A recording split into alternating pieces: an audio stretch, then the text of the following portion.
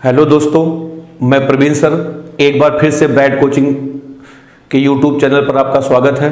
हम लोग class 12th का फिजिक्स का पहले यूनिट स्थिर विद्युतिकी का पहला अध्याय आवेश तथा कूलाम का नियम हम लोग पढ़ाई शुरू किए थे, जिसमें से आवेश का टॉपिक जो है हमने आपको 5 लेक्चर में कंप्लीट करके दिया है। 5 वीडियो पढ़ चुकी है, 5 लेक्चर का आवेश पूरी तरीके से आपका खत्म हो चुका है।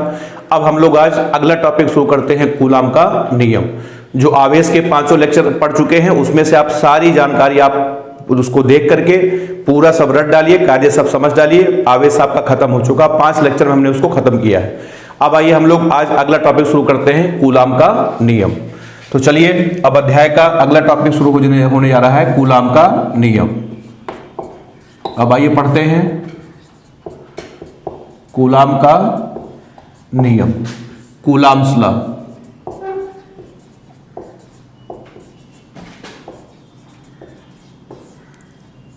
देखें कूलाम का नियम क्या है, पहले आपको थोड़ा सा इसके बारे में जानकारी दे दे, फिर बताते हैं कूलाम का नियम है क्या। देखें, ठीक है।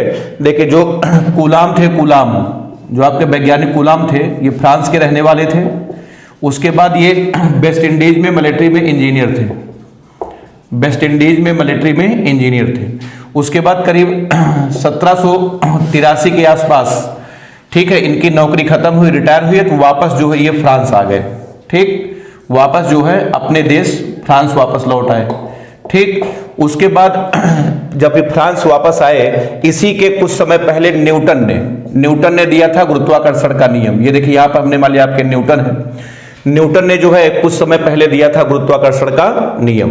तो कूलाम ने क्या किया, जैसे ही न्यूटन ने गुरुत्वाकर्षण का नियम दिया था, उसी के आधार पर, उसी का अध्ययन करके इन्होंने अपना नियम दे डाला। ठीक, अब देखिए कैसे कैसे नियम दिया, एक एक करके आप समझिए। देखिए सबसे पहले न्यूटन ने बोला था कि अगर हम ब्रह्मांड में दो द्रव्यमानों को, पहला द्रव्यमान हमने मान लिया यम1 है, दूसरा द्रव्यमान आपका यम2 है। न्यूटन ने कहा कि अगर हम ब्रह्मांड में 2 द्रव्यमानों को एक दूसरे से कुछ दूरी पर रख दें तो इनके बीच में एक आकर्षण बल लगता है। कौन सा बल लगता है? आकर्षण बल लगता है, जिसे हम लोग कहते हैं गुरुत्वाकर्षण बल। एक आकर्षण बल लगता है जिस बल का नाम है गुरुत्वाकर्षण बल। इसी के आधार पर कूलाम ने भी बताया कि इसी प्रकार अगर हम 2 बिंदु आवेशों को, एक आवेश हमने मान लिया Q1 है, दूसरा आवेश हमने मान लिया Q2 है, अगर 2 बिंदु आवेशों को एक दूसरे से कुछ दूरी पर रख दें तो इनके बीच में या तो आकर्षण लगेगा, या तो आकर्षण बल लगेगा, या तो प्रतिकर्षण बल लगेगा। ठीक है, अगर दोनों, हम आपको पहले बता चुके हैं, अगर दोनों समान प्रकृति के हैं, दोनों अगर प्लस प्लस हैं या दोनों माइनस माइनस हैं, तो इनके बीच में प्रतिकर्षण लगेगा। और अगर दोनों विपरीत प्रकृति के हैं, एक प्लस है दूसरा माइनस है, तो इनके बीच में क्या लगेगा? आकर्षण लगेगा। और इस आकर्षण और प्रतिकर्षण बल का नाम कूलाम ने दिया वैद्युत बल। कौन सा बल दिया? वैद्युत बल। अब देखें, 2 द्रव्यमानों के बीच में लगता है गुरुत्वाकर्षण बल, ये हमेशा आकर्षण होगा। लेकिन 2 आवेशों के बीच में लगता है कौन सा बल? वैद्युत बल। ये आकर्षण भी हो सकता है और प्रतिकर्षण भी हो सकता है। अब देखें, न्यूटन ने बताया था कि ये जो गुरुत्वाकर्षण बल होता है F, ये समानुपाती होता है m1 × m2। ठीक, ये समीकरण नंबर आपका 1। इसी प्रकार कूलाम ने भी बताया कि इन दोनों के बीच में जो वैद्युत बल लगेगा, हमने मान लिया वो F है, F समानुपाती Q1 × Q2। ये आपका आ गया समीकरण नंबर 1। न्यूटन ने फिर बताया कि जो गुरुत्वाकर्षण बल है वो होता है F समानुपाती 1/r²। ठीक, ये समीकरण नंबर 2 हो गया। इसी प्रकार कूलाम ने भी कहा कि मेरा भी जो बल है वो भी F समानुपाती 1/r²। ये आपका आ गया समीकरण नंबर 2। अब न्यूटन ने कहा कि ये दोनों समीकरण मेरे गुरुत्वाकर्षण के नियम है, तो कूलाम ने भी कहा कि यही दोनों समीकरण ही मेरे कूलाम के नियम, यही दोनों समीकरण ही कूलाम का नियम है। अब इसको अगर हम शब्दों में बोलना चाहें तो आप आराम से बोल सकते हैं कि 2 स्थिर बिंदु आवेशों के बीच लगने वाला वैद्युत बल उनके आवेशों के गुणनफल के समानुपाती तथा उनके बीच की दूरी के वर्ग के व्युत्क्रमानुपाती होता है। तो चलिए, तो आपको कूलाम का नियम समझ में आ गया होगा। जैसे गुरुत्वाकर्षण का नियम है उसी प्रकार से सेम टू सेम आपका कूलाम का नियम है। गुरुत्वाकर्षण का नियम क्या है कि 2 द्रव्यमानों के बीच लगने वाला गुरुत्वाकर्षण बल उनके द्रव्यमानों के गुणनफल के समानुपाती तथा उनके बीच की दूरी के वर्ग के व्युत्क्रमानुपाती होता है। यही दोनों न्यूटन का गुरुत्वाकर्षण का नियम है। इसी प्रकार कूलाम का भी नियम देख लें कि 2 स्थिर बिंदु आवेशों के बीच लगने वाला आकर्षण या प्रतिकर्षण बल मत बोलिए, सीधे बोलिए वैद्युत बल। वैद्युत बल में दोनों आ गया, या तो आकर्षण होगा या तो प्रतिकर्षण होगा। तो दो स्थिर बिंदु आवेशों के बीच लगने वाला वैद्युत बल उन आवेशों के गुणनफल के समानुपाती तथा उनके बीच की दूरी के वर्ग के व्युत्क्रमानुपाती होता है। यही दोनों समीकरण ही कूलाम का नियम है। अब आइए इसको शब्दों में हम लोग लिख करके फिर आगे काम बढ़ाते हैं, ठीक है। अब आप इसके बाद देखिए कूलाम के नियम को हम शब्दों में लिखते हैं, एक एक करके समझते चलिए। देखें तो यहां से हम कह सकते हैं कूलाम ने, यहां से देखें हम कह सकते हैं 1785 में फ्रांसीसी वैज्ञानिक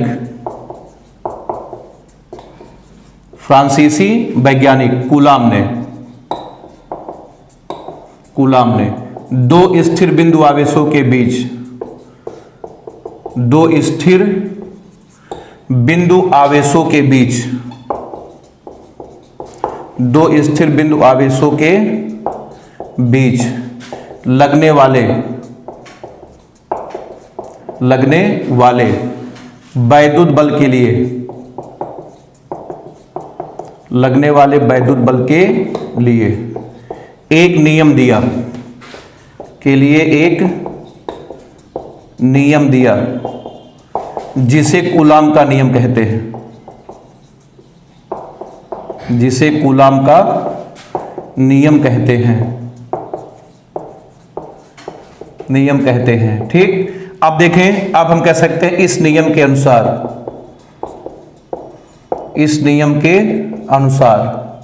अब कूलाम का नियम यहां से हम लोग देने जा रहे हैं। इस नियम के अनुसार अब देखें कूलाम का नियम मैं यहां पर लिख रहा हूं इन्वर्टेड कामा के अंदर।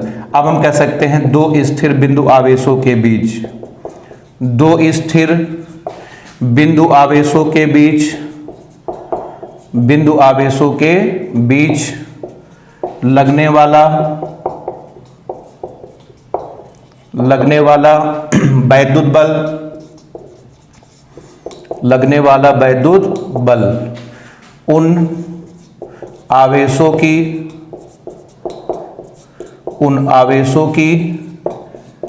मात्राओं के गुणनफल के, आवेशों की मात्राओं के गुणनफल के समानुपाती तथा उनके बीच की दूरी के, उनके बीच की दूरी के वर्ग के व्युत्क्रमानुपाती होता है।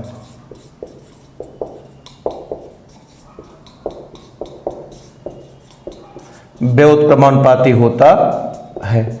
यही है कूलाम का नियम का की भाषा। दो स्थिर बिंदु आवेशों के बीच लगने वाला वैद्युत बल उन आवेशों की मात्राओं के गुणनफल के समानुपाती तथा उनके बीच की दूरी के वर्ग के व्युत्क्रमानुपाती होता है। यही है आपका कूलाम का नियम। चलिए अब इसके आगे देखते हैं, ठीक। अब कूलाम ने जो है मान लिया, कूलाम ने क्या किया कि माना दो बिंदु आवेश है। बिंदु आवेश का मतलब बहुत छोटे आवेश है। पहला बिंदु आवेश आपका है Q1, उसके बाद दूसरा बिंदु आवेश आपका है Q2, ठीक है। पहला बिंदु आवेश आपका Q1 है और दूसरा बिंदु आवेश आपका है Q2, ठीक है। कूलाम ने इन दोनों को एक दूसरे से r दूरी पर रखा। कितनी दूरी पर रखा? r दूरी पर रखा, ठीक है। और दोनों के बीच में या तो हवा या निर्वात है, ध्यान रखिएगा। या तो दोनों के बीच में हवा हो या तो कुछ ना हो, या तो हवा हो या तो क्या हो, निर्वात हो। मतलब कूलाम ने जो सबसे पहले बल का जो सूत्र निकाला दोनों आवेशों को कहां रख करके, या तो उनके बीच में हवा हो या तो कुछ भी ना हो अर्थात निर्वात हो, ठीक। तो चलिए इसी बात को जो हम बोल रहे हैं शब्दों में लिखते हैं। यहां पर देखिए मान लेते हैं कि माना दो बिंदु आवेश, माना दो बिंदु आवेश कौन कौन, Q1 तथा Q2, ठीक। एक दूसरे से कितनी दूरी पर, r दूरी पर। कहां रखे हैं? r दूरी पर, हवा या निर्वात में रखे हैं। r दूरी पर हवा या निर्वात में रखे हैं, ठीक। अब आप बताइए इनके बीच में क्या लग रहा होगा, या तो आकर्षण बल लग रहा होगा या तो प्रतिकर्षण बल लग रहा होगा। अब हम उस आकर्षण या प्रतिकर्षण बल को क्या बोलते हैं? वैद्युत बल। बोलिए वैद्युत बल। तो अब मान लेते हैं कि माना इनके बीच लगने वाला माना इनके बीच लगने वाला वैद्युत बल, माना इनके बीच लगने वाला वैद्युत बल मान लिया कितना है, कैपिटल एफ है। तो इसके पहले अभी अभी कूलाम ने कहा, आपको बताया था कि सबसे पहले एफ समानुपाती आपका होगा Q1 इंटू Q2, ये है आपका समीकरण नंबर 1। और दूसरे में कूलाम ने कहा था एफ समानुपाती 1/r का स्क्वायर, ये आपका आ गया समीकरण नंबर 2। यही दोनों समीकरण ही कूलाम के क्या थे, नियम थे। चलिए अब आइए कूलाम ने क्या किया, इन दोनों को मिलाया जाए। आइए बात करते हैं फ्रॉम 1 and 2, समीकरण नंबर 1 और कहां से, 2 से। अब मिलाएंगे तो अब आपका आ जाएगा एफ समानुपाती Q1 इंटू Q2 बटे कितना, r का स्क्वायर। ठीक, दोनों को जब मिलाएंगे तो आपका आ जाएगा एफ समानुपाती Q1 Q2 बटे r का स्क्वायर। अब समानुपाती का चिन्ह हटाएंगे तो एक नियतांक जोड़ेंगे। तो कूलाम ने एक नियतांक जोड़ा, एफ बराबर स्मॉल के, उसके बाद Q1 इंटू Q2 बटे कितना, r का स्क्वायर। इसको कूलाम ने बोल दिया समीकरण नंबर 3। ठीक है, अब उसके बाद जो है कूलाम से पूछा गया कि स्मॉल के क्या है, तो कूलाम ने बताया कि कूलाम ने कहा जहां स्मॉल के एक समानुपाती नियतांक है, जहां स्मॉल के क्या है, एक समानुपाती नियतांक है, जहां स्मॉल के एक समानुपाती नियतांक है। यहां तक नोट कर ले, तब उसके बाद फिर हम लोग आगे चलते हैं। जहां के क्या है, के आपका एक समानुपाती नियतांक है। तो कूलाम ने माना कि मान लिया दो बिंदु आवेश Q1 तथा Q2 एक दूसरे से r दूरी पर कहां रखे हैं, हवा निर्वात में रखे हैं। तो जाहिर सी बात है इनके बीच में लग रहा होगा या तो आकर्षण या तो प्रतिकर्षण बल लग रहा होगा।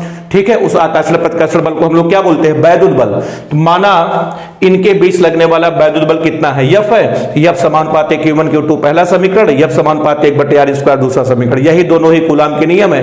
अब कूलाम ने इन दोनों समीकरणों को जो मिलाया तो आपका आ जाएगा एफ समानुपाती Q1 Q2 बटे r स्क्वायर। समानुपाती का चिन्ह हटाया, एक नियतांक जोड़ा स्मॉल के, उनसे पूछा गया ये क्या है, उन्होंने कहा कि जहां स्मॉल के एक समानुपाती नियतांक है।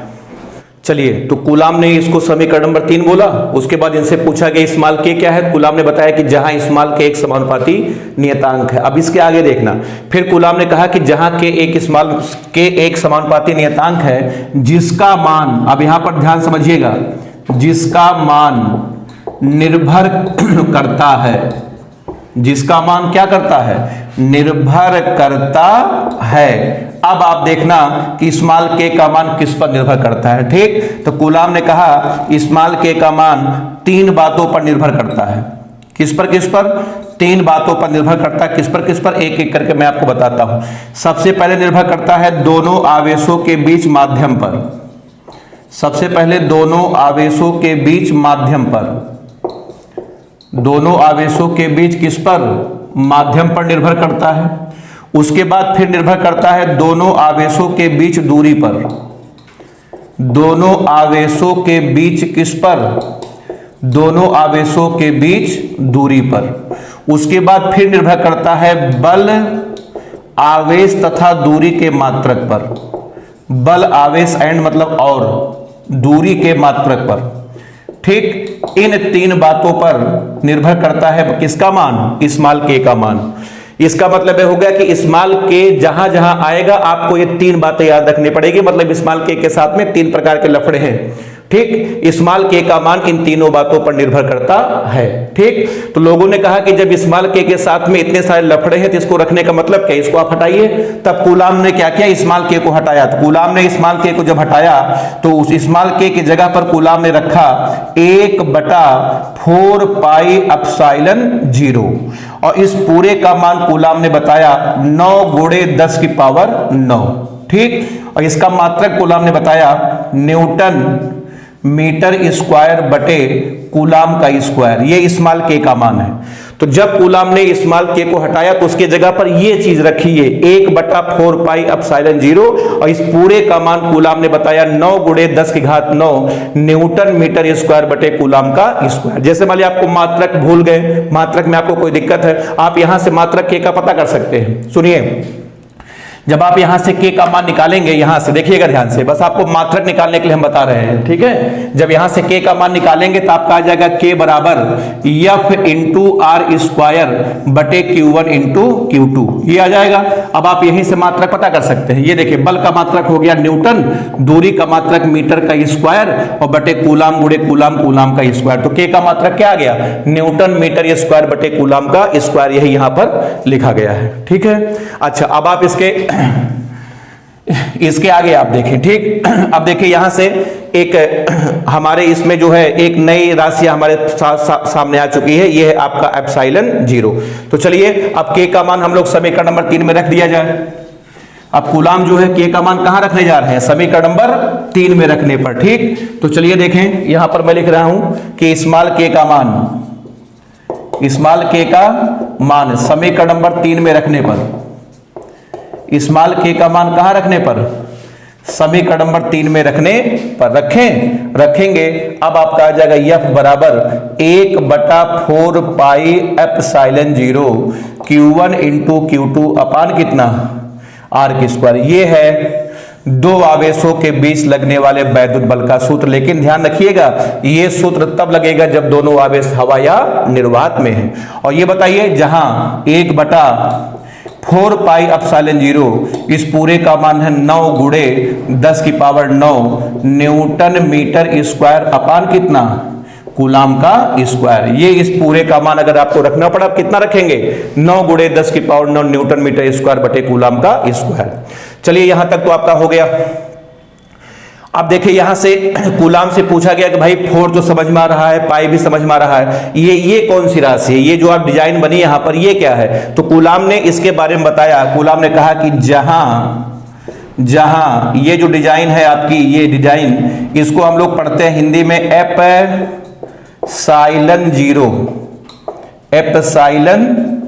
0 या अंग्रेजी में इसको लिखते हैं एप्सिलॉन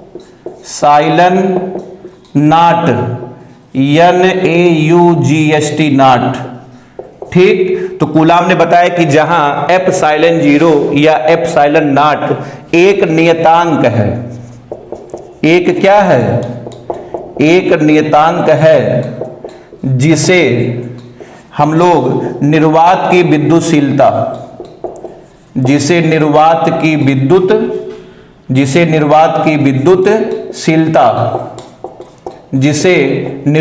विद्युतशीलता कहते हैं। ये जानकारी किसके बारे में, एप्सिलॉन 0 के बारे में। ये आपका एप्सिलॉन 0 या एप्सिलॉन जो आपका नॉट है, ठीक, ये एक नियतांक है जिसे हम लोग निर्वात की विद्युतशीलता कहते हैं, ठीक। चलिए अब उसके बाद लोगों ने कूलाम से पूछना शुरू किया कि इसका मात्रक क्या है, इसका मान क्या है, वगैरह वगैरह। अब हम लोग सारी जानकारी किसके बारे में बात करेंगे, एप्सिलॉन 0 के बारे में बात करेंगे। चलिए अब हमारे बीच में एक नए लोग आ चुके हैं, उनका नाम है एप्सिलॉन 0 या एप्सिलॉन नॉट। अब आपको हम सारी जानकारी एप्सिलॉन 0 के बारे में हम क्या बताएंगे, कूलाम बताएंगे, ठीक। चलिए देखें, अब सबसे पहले लोगों ने पूछा कि भाई एप्सिलॉन 0 का मात्रक क्या होता है, ठीक है। तो यहां पर हमें हेडिंग करके एक एक करके सबसे पहले हम लोग स्टेप वाइज काम करेंगे। सबसे पहले देखें एप्सिलॉन 0 का मात्रक, ठीक। उसी के बाद सब कूलाम के नियम के अंतर्गत ये सब है। कूलाम का नियम तो बहुत छोटा है, लेकिन इसमें बहुत सारे पॉइंट है, एक एक करके आप देखें। सबसे पहले कूलाम से पूछा गया एप्सिलॉन 0 का मात्रक बताइए, ठीक है। तो चलिए एप्सिलॉन 0 का मात्रक निकाला जाए। देखिए कैसे निकालते हैं, आप ध्यान समझिएगा, ठीक है। आप सीख ले, कभी मान लिया भूलते हैं, जब चाहे तब आप पता कर सकते हैं। यह बराबर 1/4 पाई एप्सिलॉन 0 Q1 इंटू Q2 अपान कितना, आर का स्क्वायर। यही बल का सूत्र है। अब आप यहां से त्रिज्या गुणा करिए, गुणा करेंगे तो आपका आ जाएगा F into 4 pi epsilon 0 into R square बराबर आपका आ जाएगा Q1 इंटू Q2। अब यहां से आप एप्सिलॉन 0 का मान निकालिए तो आपका आ जाएगा Q1 into Q2 upon F into 4 pi into R का स्क्वायर। अब आप यहां से मात्रक पता कर सकते हैं। देखें ध्यान से, बताइए आवेश का मात्रक क्या होता है, कूलाम। फिर आवेश का मात्रक क्या होता है, कूलाम अपान बल का मात्रक होता है न्यूटन। 4 पाई आपका संख्या है, इसका कोई मात्रक होगा नहीं। दूरी का मात्रक होता है मीटर, तो ये आपका आ जाएगा मीटर का स्क्वायर। तो ये देखिए यहां से एप्सिलॉन 0 के मात्रक आपके आ गए। ये देखिए एप्सिलॉन 0 का मात्रक आपका आ गया कूलाम स्क्वायर बटे न्यूटन इंटू मीटर का स्क्वायर। ये है एप्सिलॉन जीरो का मात्रक। ठीक है, तो एप्सिलॉन जीरो का मात्रक देखिए यहां पे थोड़ा सा अलग करके हम इसको लिखें। मात्रक आपका आ गया coulomb square upon newton into metre का स्क्वायर, ये पहला मात्रक है। अच्छा, एक मात्रक और होता है, अभी हम आपको बता दे रहे हैं, लिख लें, रट डालें, आगे जब धारिता का चैप्टर पढ़ेंगे तो उसमें आपको बताएंगे। अगला मात्रक होता है फैरड बटे मीटर, अगला मात्रक होता है फैरड अपान मीटर, ये भी याद रखिए, आगे काम देगा। ये दोनों के दोनों मात्रक आपके किस पद्धति में है? यमकेश पद्धति में है, यमकेश में। ठीक, तो एप्सिलॉन जीरो का मात्रक अगर आपको याद है तो अच्छी बात है, coulomb square upon newton metre square या फैरड बटे मीटर। अगर भूल गया है तो जब चाहे तब आप निकाल सकते हैं। ये थी आपकी एप्सिलॉन जीरो का मात्रक। चलिए, मात्रक हो गया, नोट कर लिया होगा आपने। अब आइए आगे बढ़ते हैं, सारी जानकारी एप्सिलॉन जीरो के बारे में एक एक करके आपको बताते हैं। मात्रक हो गया, रट गया। मात्रक क्या है? कूलाम स्क्वायर बटे न्यूटन मीटर का स्क्वायर। चलिए अब आइए बात करते हैं एप्सिलॉन जीरो की बीमा। बीमा इसकी बहुत ही महत्वपूर्ण है, कई बार आपके पेपर में पूछा गया है। ठीक है, बीमा पे स्टार बना रहे हैं, इसको बीमा निकालना सीखें। देखें, तो सबसे पहले अभी हमने आपको बताया मात्रक होता है coulomb square upon newton into metre का स्क्वायर। ठीक है, अब आप कूलाम को तोड़िए। ठीक है, तो याद करिए, हमने आपको बताया था सबसे पहले आवेश का सूत्र क्यू बराबर होता है आई इंटू टी, धारा का मात्रक होता है एम्पियर, समय का मात्रक होता है सेकेंड। समझ में आ रहा है? तो बताइए, जहां पर कूलाम है उसके जगह पर, इसी को कूलाम बोलते हैं, कूलाम के मात्रक में आवेश का मात्रक हमने आपको बताया था। तो बताइए, जहां पर कूलाम है वहां पर क्या लिख सकते हैं? Ampere into second. तो आइए लिखते हैं, ये देखिए, अब कूलाम की जगह पर हम लोग लिखेंगे एम्पियर, उसके बाद सेकंड का क्या? स्क्वायर अपान आपका आ जाएगा न्यूटन इंटू मीटर का स्क्वायर। अब आप इसको सही करें तो आपका आ जाएगा second square into ampere square upon newton into metre का स्क्वायर। चलिए अब आइए बीमा लिखें। चलिए बीमा लिखने जा रहे हैं। ठीक है, तो देखिए बीमा हम लोग लिखते हैं। बीमा सेकंड को किससे लिखते हैं? टी से, टी का वर्ग, एम्पियर को बोलो ए से, ए का स्क्वायर। और हमें उम्मीद है कि न्यूटन की बीमा याद होगी आपको। न्यूटन की बीमा हमेशा याद होनी चाहिए। न्यूटन की बीमा होती है mlt माइनस 2, ये न्यूटन की बीमा आपकी हो गई। उसके बाद मीटर की बीमा क्या होती है? यल, ये देखिए आपका आ जाएगा यल का स्क्वायर। आया? चलिए अब आप इसको जो है ऊपर नीचे करिए, आपका आंसर है यम को ऊपर भेजिए, तो आपका आ जाएगा यम की पावर -1। उसके बाद 2 और 1, यल की पावर 3 हो जाएगा, ऊपर जाकर के -3, यल की पावर -3, ये ऊपर जाएगा, तो ऊपर जाकर के टी की पावर आपका आ जाएगा 4, उसके बाद आपका आ जाएगा ए की पावर 2। ये है एप्सिलॉन जीरो की बीमा। यम की पावर -1, यल की पावर -3, टी की पावर 4 और उसके बाद आपका है ए की पावर 2। बीमा जल्दी से आप नोट कर लें, उसके बाद फिर हम लोग आगे चलते हैं। ये है आपकी एप्सिलॉन जीरो की बीमा। रट नहीं सकते, जब चाहे तब आप निकाल सकते हैं, आसान है तरीका आपके सामने निकालने का। बस वही कूलाम जो है उसको तोड़ दें, एम्पियर इंटू सेकंड में तोड़ दें बस। ठीक, चलिए बीमा हो गई। अब आइए हम लोग बात करते हैं एप्सिलॉन जीरो का मान। अगली हेडिंग आपकी है एप्सिलॉन जीरो का मान। तो चलिए मान आपको बताते हैं एप्सिलॉन जीरो का मान कितना होता है। देखें, अभी थोड़ी देर पहले कूलाम ने आपके सामने बताया था कि 1/4 पाई एप्सिलॉन जीरो का मान होता है 9 गुणे 10 की पावर 9। ठीक, अब यहां से क्रॉस मल्टीप्लाई करिए, तिरछा गुणा करिए जरा, तो आपका आएगा 4 पाई एप्सिलॉन जीरो इंटू 9 गुणे 10 की पावर 9, ये बराबर आपका आ जाएगा 1। आया? अब यहां से एप्सिलॉन जीरो का मान निकालिए, तो आएगा 1/4 पाई गुणे 9 गुणे 10 की पावर 9। अब आप एक काम करिए, पाई का मान रखिए 3.14 रखेंगे, गुणा भाग करेंगे, तो मैं आपको बताता हूं इसका आंसर आपका आएगा, आप करके चेक कर सकते हैं, 8.855 गुणे 10 की पावर -12। ये होता है एप्सिलॉन जीरो का मान। मात्रक आपको उम्मीद रट चुका होगा, coulomb square upon newton into metre का स्क्वायर। ठीक है, या इसको हम लिख सकते हैं, ये देखें, ये संख्या 5 है। ठीक है, ये विषम संख्या है, जिसको हट करके जो है यहां पर एक बढ़ जाएगा, या हम कह सकते हैं 8.86 गुणे 10 की power -12 coulomb square upon newton into metre का स्क्वायर। ये है आपका एप्सिलॉन जीरो का मान।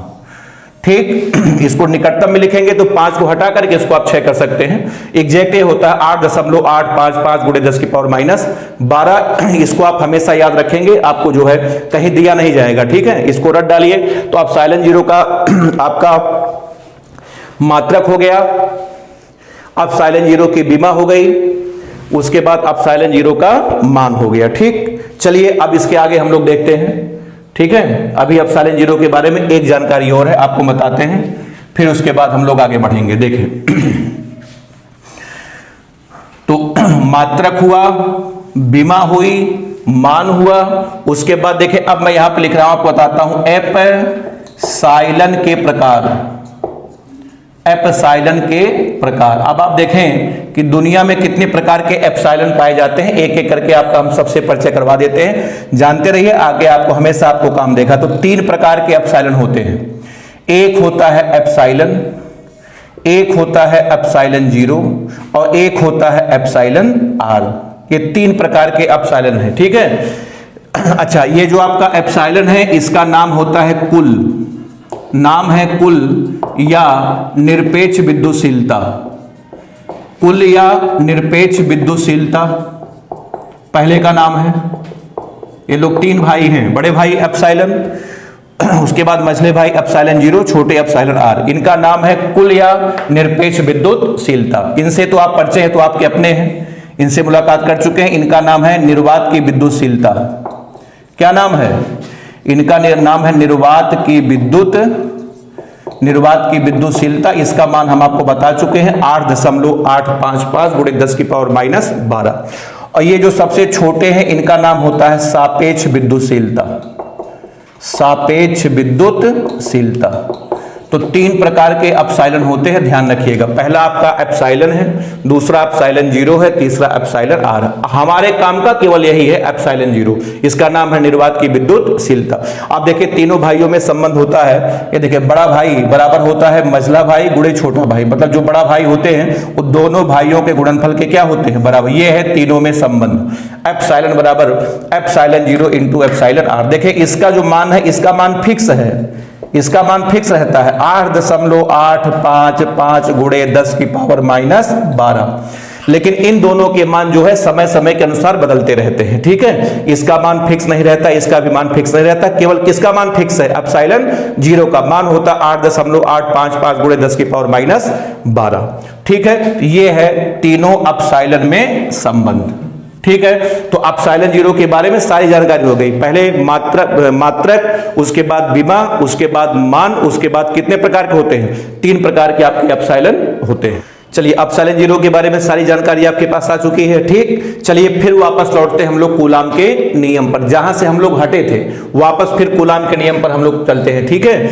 तो देखें कूलाम ने बताया कि देखो, कूलाम ने कहा कि जब दोनों आवेश, कूलाम ने कहा कि जब दोनों बिंदु आवेश, ठीक, हवा या निर्वात में है। कूलाम ने बताया कि जब दोनों बिंदु आवेश कहां हैं? हवा या निर्वात में हैं। तो मैंने बल का सूत्र निकाल लिया है। बल का सूत्र होता है F बराबर 1/4 पाई एप्सिलॉन जीरो, उसके बाद Q1 इंटू Q2 अपान R का स्क्वायर, ठीक। कूलाम ने कहा कि देखो जब दोनों बिंदु आवेश हवा निर्वात में है, बल का सूत्र आपका लगेगा F बराबर 1/4 pi epsilon zero Q1 Q2 अपान R का स्क्वायर, ठीक। ये सूत्र किसके लिए है? जब दोनों बिंदु आवेश आपका हवा या निर्वात में है। अब कूलाम से पूछा गया कि देखिए जरूरी नहीं है कि दोनों बिंदु आवेश हमेशा हवा या निर्वात में है, हो सकता है किसी माध्यम में रखे हो सकता है पानी में हो, डीजल में हो, मोबिल में हो, तेल में हो, तब क्या करेंगे? तो कूलाम ने कहा कि उसका भी सूत्र हम आपको बताएंगे, उसका सूत्र अलग है। अब कूलाम ने फिर कहा कि जब दोनों बिंदु आवेश, कूलाम ने फिर बताया कि जब दोनों बिंदु आवेश किसी माध्यम में है, जब दोनों बिंदु आवेश कहां हैं? किसी माध्यम में है, तब कूलाम ने कहा इसके लिए अगला सूत्र लगेगा। इसका अगला सूत्र कूलाम ने बताया, अब सूत्र लग जाएगा F बराबर 1/4 पाई एप्सिलॉन जीरो। ये देखिए यहां से एक नए लोग हमारे बीच में आ रहे हैं, कैपिटल के, उसके बाद Q1 इंटू Q2 अपान R का स्क्वायर। तो ये सूत्र कब लगेगा? जब दोनों बिंदु आवेश कहां हैं? किसी माध्यम में। कूलाम के नियम में दो सूत्र है। पहला सूत्र जब दोनों बिंदु आवेश हवा निर्वात में है उसका सूत्र अलग है, और उसके अलावा अगर बिंदु आवेश किसी माध्यम में उसका सूत्र अलग है। अब फिर एक बार फिर देखिए, फिर हमारे बीच में एक नए लोग आ चुके हैं, कैपिटल के। अब कूलाम से पूछा गया कैपिटल के कौन है, इनको कहां से पकड़ कर लाए? तो कूलाम ने बताया कि जहां कैपिटल के एक नियतांक है, या जहां कैपिटल के उस माध्यम का, कैपिटल के उस माध्यम का परावैद्युतांक है। उस माध्यम का क्या है? परावैद्युतांक है, परावैद्युतांक। अब लोगों ने पूछा कि भाई परावैद्युतांक क्या होता है? अब कूलाम ने फिर आगे बताया। अब हमारा अगला कार्यक्रम होगा, बताओ किसको लेकर के? परावैद्युतांक को लेकर के। अब इसके बारे में आपको हम सारी जानकारी बताते हैं। अभी इसके पहले हमारे बीच में कौन आए थे? एप्सिलॉन जीरो, उनके बारे में सारी सूचनाएं हमने आपको दिया। फिर हमारे बीच में एक नए लोग आ चुके हैं, उनका नाम है परावैद्युतांक। तो आइए परावैद्युतांक के बारे में हम लोग ठीक है जानकारी हासिल करते हैं। तो कूलाम के नियम में दो सूत्र, पहला सूत्र जब दोनों आवेश हवा निर्वात में है, और दूसरा सूत्र जब दोनों आवेश कहां है? किसी माध्यम में है। ठीक, फिर देखें हमारे बीच में एक नए लोग आ चुके हैं, इनका नाम है परावैद्युतांक। अब आइए परावैद्युतांक के बारे में आपको हम बताते हैं। अलग से हेडिंग लिखते हैं, परावैद्युतांक। परावैद्युतांक इसकी अंग्रेजी होती है डाई इलेक्ट्रिक कांस्टेंट।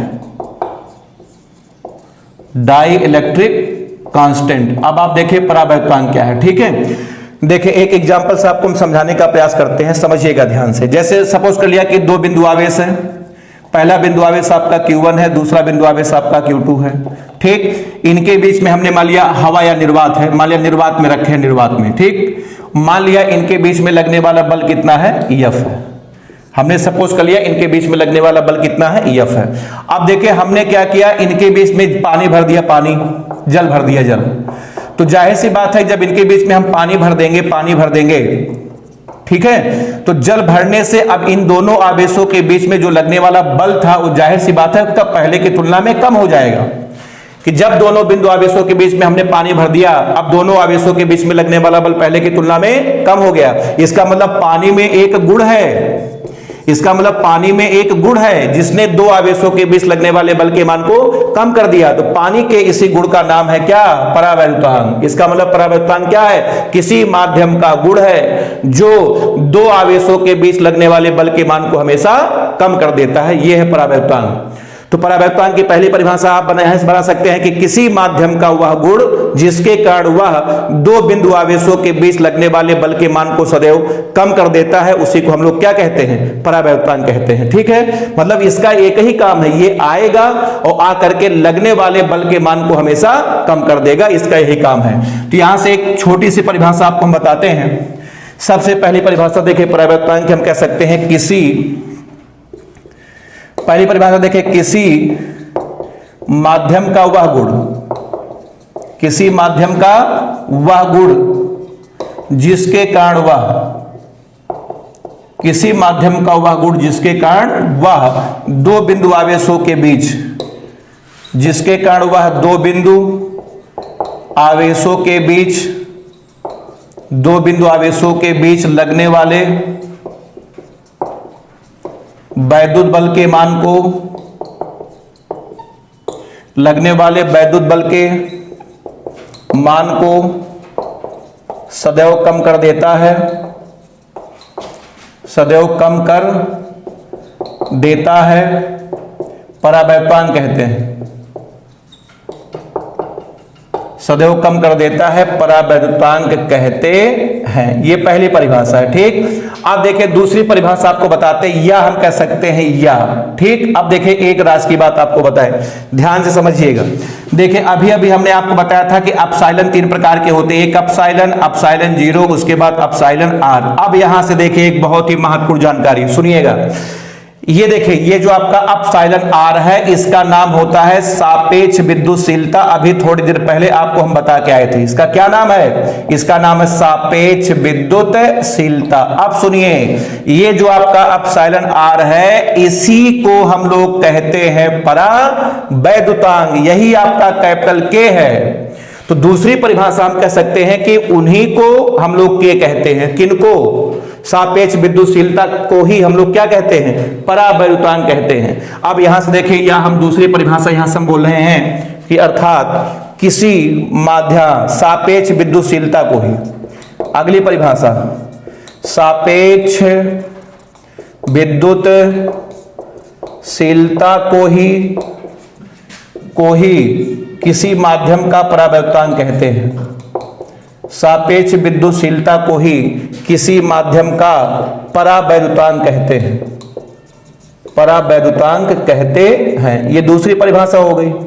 ठीक, एक परिभाषा आपको हम और बताते हैं, या ठीक देखिएगा ध्यान से। अभी हमने आपको बताया था अपसाइलन 0, अपसाइलन r, तीनों में संबंध हमने बताया था कि अपसाइलन बराबर अपसाइलन 0 इंटू अपसाइलन r। यहां से आप अपसाइलन r का मान निकालिए तो आपका आ जाएगा अपसाइलन अपान अपसाइलन 0 आया। अब बताइए यही कौन है, यही आपका k है। अब यहां से तीसरी परिभाषा हम बोल सकते हैं कि उनके और उनके अनुपात को कौन कहते हैं, हम लोग के कहते हैं के। तो अगली परिभाषा है कि परावैद्युतांक जो होता है वो उनका और उनका अनुपात होता है। किनका किनका, इसका नाम है कि कुल विद्युतशीलता, इसका क्या नाम है, निर्वात की विद्युतशीलता। इन्हीं दोनों के अनुपात को हम लोग क्या कहते हैं, परावैद्युतांक कहते हैं। अब यहां से तीसरी परिभाषा हम लोग बोल सकते हैं कि कुल विद्युतशीलता, कुल विद्युतशीलता तथा निर्वात की विद्युतशीलता, कुल विद्युतशीलता तथा निर्वात की विद्युतशीलता, निर्वात की विद्युतशीलता के अनुपात को ही परावैद्युतांक कहते हैं। के अनुपात को ही क्या कहते हैं, परावैद्युतांक कहते हैं। अब बताइए परावैद्युतांक की तीन परिभाषा हमने आपको बताई। सबसे पहली परिभाषा एकदम सिंपल है, किसी माध्यम का वह गुण जिसके कारण वह दो बिंदु आवेशों के बीच लगने वाले बल के मान को सदैव कम कर देता है, क्या कहते हैं, परावैद्युतांक कहते हैं। दूसरी परिभाषा आपकी है कि सापेक्ष विद्युतशीलता को ही किसी माध्यम का परावैद्युतांक कहते हैं। उसके बाद तीसरी परिभाषा आपकी है कुल विद्युतशीलता तथा निर्वात की विद्युतशीलता के अनुपात को ही परावैद्युतांक कहते हैं। ठीक, तो तीन परिभाषा है, तीनों में से आप कोई भी याद करके कभी पूछा जाए तो आप बता सकते हैं। हमने तीन परिभाषा आपको बताई। आप देखें परावैद्युतांक के बारे में आगे की जानकारी एक एक करके आपको हम सब बताते हैं। ठीक, ज्यादा नहीं, बस 3-4 छोटे छोटे पॉइंट है, देख ले, खत्म हो जाए, ताकि कभी इसके बारे में कोई कंफ्यूजन आपको ना रहे। चलिए देखें, अब इसमें हम लिख रहे हैं नंबर 1, पहला पॉइंट लिख रहे हैं परावैद्युतांक को। सबसे पहला पॉइंट है परावैद्युतांक को हम लोग कैपिटल के से लिखते हैं। सबसे पहला पॉइंट है परावैद्युतांक को किससे लिखते हैं, कैपिटल के से लिखते हैं। पहला पॉइंट आप जानते ही हैं। दूसरा पॉइंट ये है कि के का मान अलग अलग माध्यम के लिए अलग अलग होता है। के का मान अलग अलग माध्यम के लिए ठीक अलग अलग होता है। ठीक है, किस माध्यम के लिए के का मान कितना होगा आपको दिया रहेगा, रटने की जरूरत नहीं है। ठीक है, सब दिया रहता है। ठीक है, प्रश्न में के का मान अलग अलग माध्यम के लिए अलग अलग होता है।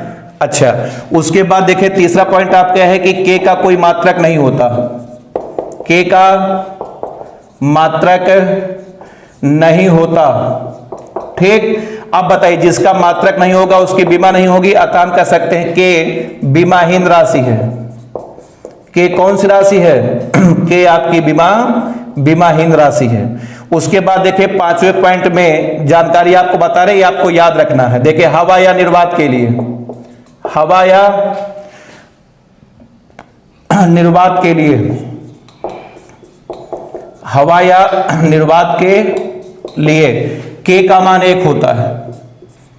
के का मान 1 होता है, आप इसको याद रखिएगा। ठीक है, देखिए आपको बता दें जो हवा है, हवा, ठीक है, हवा के लिए सुन लीजिए, हवा के लिए जो के का मान होता है वो 1.000 लगभग 5 के होता बराबर होता है।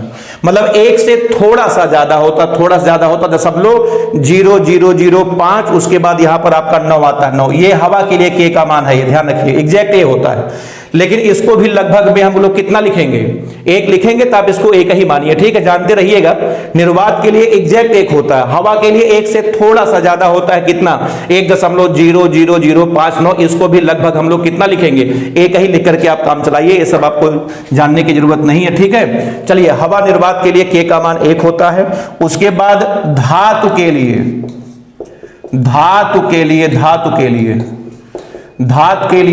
के का मान अनंत होता है, अनंत। जितने भी धातुओं हैं सबके लिए परावैक्तांक का मान कितना होता है, अनंत होता है। और उसके बाद शेष सभी माध्यमों के लिए, दुनिया में जितने भी माध्यम है, शेष सभी माध्यमों के लिए के का मान हमेशा 1 से बड़ा होगा। इसका मतलब ये हुआ कि के का मान कभी भी 1 से छोटा नहीं हो सकता, या तो 1 के बराबर होगा या तो हमेशा 1 से ज्यादा होगा, अर्थात परावैक्तांक का मान कभी भी 1 से छोटा नहीं हो सकता। इस सेंटेंस को हम लिख रहे हैं, अतः के का मान, अतः किसका मान, के का मान कभी भी, के का मान कभी भी 1 से छोटा, के का मान कभी भी 1 से छोटा नहीं हो सकता, नहीं हो सकता, ठीक। तो बताइए परावैक्तांक के बारे में कितने पॉइंट हो गए, 5 पॉइंट हो गए। आप इसको 5 पॉइंट को नोट कर ले, उसके बाद हम आपको एक पॉइंट और बताते हैं, बस छोटा सा है, आप सभी लोग नोट कर लें। तो के बारे में सबसे पहले परावैक्तांक को के से लिखते हैं। नंबर 2, के का मान अलग अलग माध्यमों के लिए अलग अलग होता है। किस माध्यम के लिए के का मान कितना होता है आपको सवाल में दिया जाएगा, बिल्कुल रटने की जरूरत नहीं है।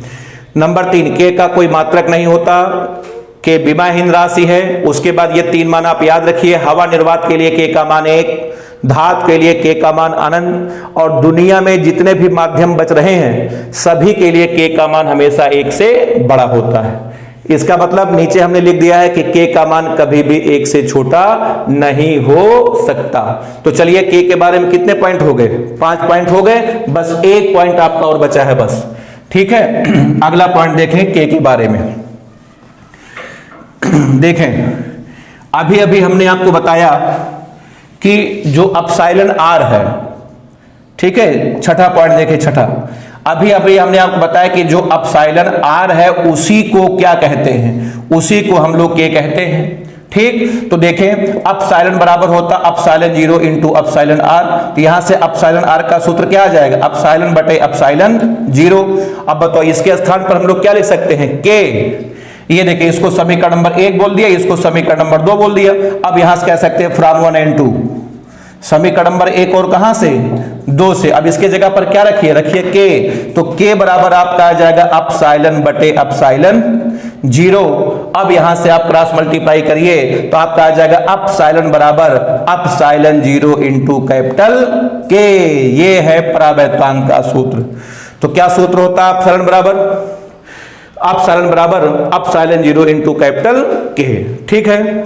चलिए, तो अब ये था परावैक्तांक के बारे में सारी सूचनाएं हमने आपको दे दी। 6 पॉइंट हमने बताया, 3 परिभाषा बताया, सूत्र बताया, इसका मान बताया, ठीक है। तो चलिए आज यहीं पे, ठीक है, मामला खत्म करते हैं, ठीक है। इसके बाद अभी कूलाम का नियम खत्म नहीं हुआ, अभी कूलाम का नियम में 2 लेक्चर आपके पास हो जाएंगे, तब जाकर के कूलाम का नियम पूरी तरीके से कंप्लीट होगा, ठीक है। तो अब तक जो भी टॉपिक पढ़ाया गया है, आवेश के बारे में सारी सूचनाएं सब रट डालिए, कूलाम के नियम में जितनी बातें हमने बताई सब एक तरीके से समझ के सब रट डालिए, ठीक है। इसके बाद हम लोग जो है लेक्चर नंबर आपका जो है अगला लेक्चर जो 7 होगा उसमें 7 और 8 2 लेक्चर में फिर कूलाम का नियम खत्म हो जाएगा, ठीक है। प्यारे छात्रों, आपको जान करके बहुत खुशी होगी कि बहुत जल्द मैं यूट्यूब पर लाइव क्लास लेने वाला हूं।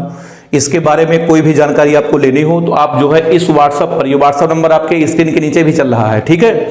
इस व्हाट्सएप नंबर पर अपना नाम, क्लास और सिटी, ठीक है, लिख करके आप मैसेज करें ताकि आपको जब लाइव क्लास हमारी चलेगी तो आपको इसके पहले समय सूचित किया जा सके, ठीक है। बहुत जल्द हम लोग यूट्यूब चैनल पर लाइव क्लास में मिलेंगे, ठीक है। ओके।